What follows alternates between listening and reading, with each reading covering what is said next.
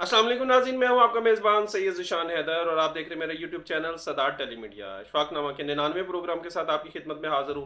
आइए शुरू करते हैं आज का अशफाकनामा। नाज़रीन, अशफाक में सब फरमाते हैं मुगल बादशाह शाहजहां के पास एक तुर्क गुलाम था। वो बादशाह को पानी पिलाने पर तैनात था। सारा दिन प्याला और सराई में उठाकर तख्त के पास खड़ा रहता था। बादशाह उसकी तरफ देखता था तो वो फौरन प्याला भरकर बादशाह को पेश कर देता था।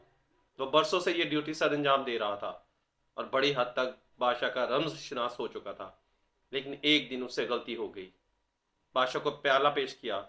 बादशाह घूंट भरने लगा तो शाही प्याले का एक नारा झड़ा हुआ था और टूटे हुए प्याले में पानी पिलाना हिंदुस्तान के बादशाह की तौहीन थी। बादशाह ने प्याला नीचे दे मारा और गुलाम को 20 कोड़े लगाने की सजा सुना दी। बादशाह का हुक्म आखिरी ये था। गुलाम को कोड़े भी लग गए और वो ड्यूटी से फारग भी हो गया। वक्त बदला। औरंगजेब आलमगीर ने अपने वालिद को कैद में डाला और वो तमाम गुलाम और मुलाजमिन बूढ़े बादशाह पर तैनात कर दिए जिन्हें कभी शाहजहां ने सजाएं सुनाई थी और उन्हें कोड़े लगाए थे। वो पानी पिलाने वाला गुलाम भी इन मुलाजमों में शामिल था। बादशाह को कैद में प्यास महसूस हुई। उसने गुलाम से पानी मांगा। गुलाम आया और प्याला बादशाह के हाथ में पकड़ा दिया।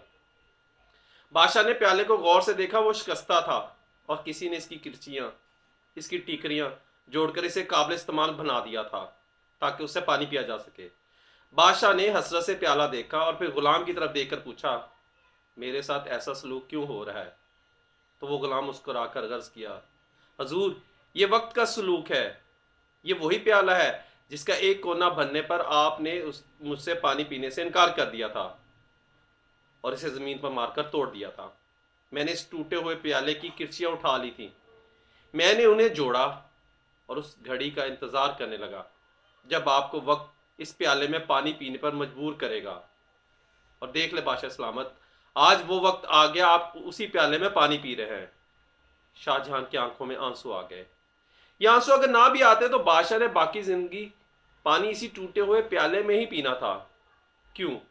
क्योंकि ये दुनिया एक वादी है और इस वादी में हर शख्स को अपनी अना, अपने तकब्बर और अपनी हमाकतों की बाज़गश्त बारहा सुनानी पड़ती है।